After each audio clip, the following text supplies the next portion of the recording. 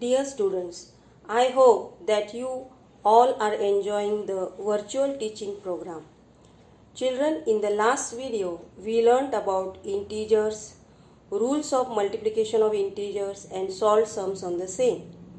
In this video, we are going to learn about division of integers. Let's recall some things about division, which we usually do. Any number you divide by 1, the quotient or answer is the same number. For example, 14 divided by 1 is equal to 40. Let that any number be A. So we are having A divided by 1 is equal to A. Second thing, any number we divide by 0, the quotient or answer is 0. For example, 12 divided by 0, the answer is 0. Instead of 12, let us take A. So A divided by 0, the quotient or answer is 0.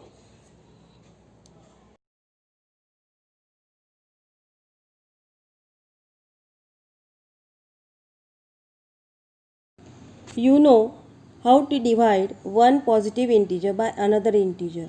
We know that quotient or answer may be an integer or a fraction. For example, 8 divided by 2 is equal to 4. Here 8 is completely divided by 2. The answer is 4. But look at 7 divided by 3. 7 is a prime number. Therefore, it cannot be divided by 3. So, it will remain as it is. So, 7 upon 3 is a fractional form. To divide any positive integer by a negative integer. Let's see this example, 7 upon minus 2. We cannot divide 7 by 2 as it is a prime number. Now look at the sign. We can write it as minus 7 upon 2. If the denominator is a negative integer, it is convenient to write the negative sign in the numerator. Now let's see the next rule. To divide any negative integer by a negative integer. For example, minus 15 upon minus 2 is equal to 15 upon 2. The negative sign in the numerator and the denominator gets cancelled. The quotient or answer of two negative integers is a positive number. Now let's see the rules of division. The rules of division of integers are the same as the rules of multiplication of the integers. The first rule, we cannot divide any number by 0. The second rule, the quotient of two positive integers is a positive number. The third rule, the quotient of two negative integers is a positive number. The fourth rule, if one integer is positive, the other integer is negative, the quotient, that means the answer is negative number.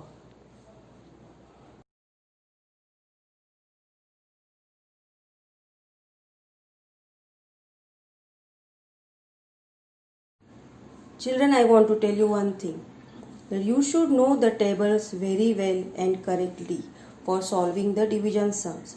Also, you should know the test of divisibility that you have already learnt in 5th standard. For example, test of divisibility by 2, test of divisibility by 10. In this way, you should know the divisibility test very well. Now let's turn to practice set 9. Now let's solve the first example. Minus 96 divided by 16.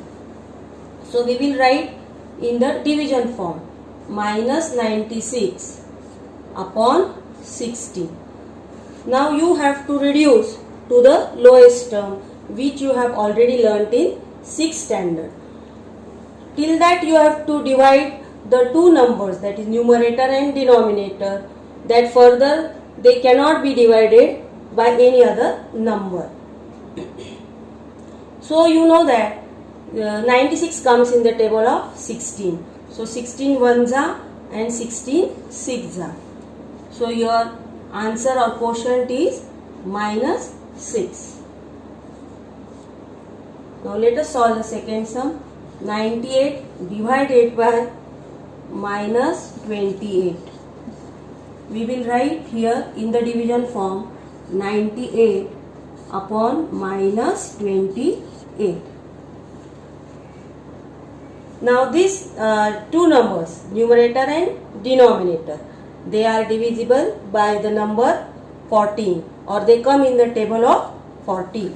So here we have to reduce to the lowest term. 14 2s are 28 and 14 7s are 98. So your answer is 7 upon 2. Here the sign is in the denominator, but it is convenient to write the sign in the numerator. So we are having minus 7 upon 2.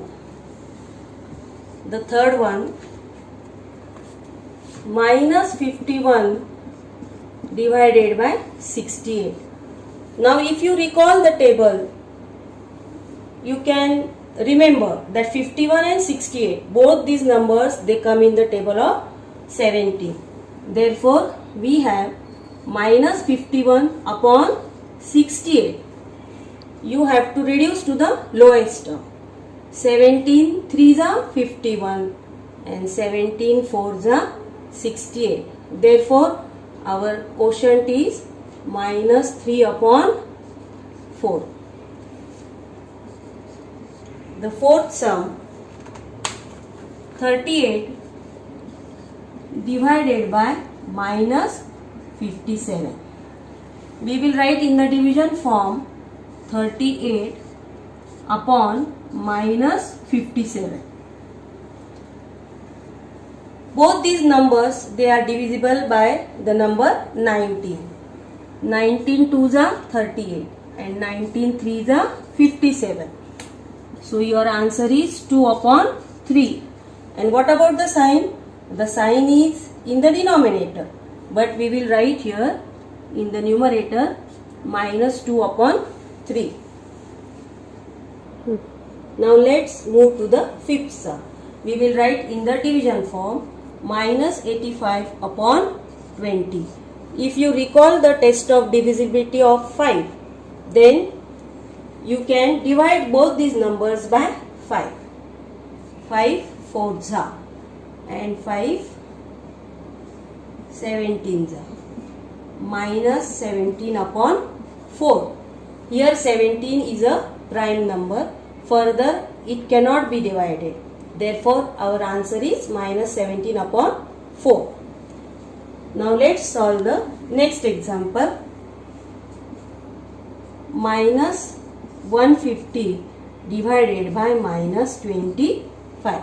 Here both the numerator and denominator, they are having negative sign. When you divide the negative sign, negative, the answer will be positive. Now if you recall the table of 25, you can divide this 150 by 25. 25 ones are and 25 6 are. So your answer is 6 upon 1. 6 upon 1 means 6, and the sign will be plus sign. Negative becomes. Move to the question number 2. I read the question. Write 3 divisions of integers such that the fractional form of each will be 24 upon 5. Means you have to find out such integers. After dividing them, you get the fractional form as 24 upon 5. You know that multiplication and division are opposite of each other. So now let's multiply this fraction 24 upon 5 by 2. If you multiply the numerator by 2, the denominator also you will multiply by 2. Here you get 48 upon 10. So 48 upon 10 is the fractional form of 24 upon 5. Now let's multiply 24 upon 5 by 3. 24 3s are 72 upon 5 3s are 50. So 72 upon 50 is the required fractional form. In this way you can multiply by 4, 5 and so on. Now 24 upon 5, if I multiply it by 4, what you get? 24 4s are 96. 5 4s are 20. Therefore, 48 upon 10, 72 upon 15, 96 upon 20 are the fractional forms of 24 upon 5. Now let's move to the third question. I read the question. Write 3 divisions of integers such that the fractional form of each will be minus 5 upon 7. Means you have to find out the integers. After dividing them, you get the answer minus 5 upon 7. So let's do as in the previous way. Now let's take the fraction minus 5 upon 7 and multiply it by 2. After multiplication you get 5 2s are 10 and 7 2s are 40 and your sign will be negative. So 10 upon 40 is the fractional form of minus 5 upon 7. In the same manner we will multiply minus 5 upon 7 by 3. After multiplication we get minus 15 upon 21. So minus 15 upon 21 is the fractional form. In the similar way we will multiply by 4. Minus 5 upon 7 multiplied by 4. 5 4s are 20, 7 4s are 28 and sign here will be negative. So minus 10 upon 40, minus 15 upon 21 and minus 20 upon 28 are the fractional forms of minus 5 upon 7. Okay. Students, here is a small activity for you which has to be done in your classwork copy as homework. Solve the practice set number 9 which we have learned today. Also I remind you to learn and practice tables from 2 to 30 again and again. I hope you have understood this topic, division of integers. With this, we have completed the chapter multiplication and division of integers. Thank you and take care.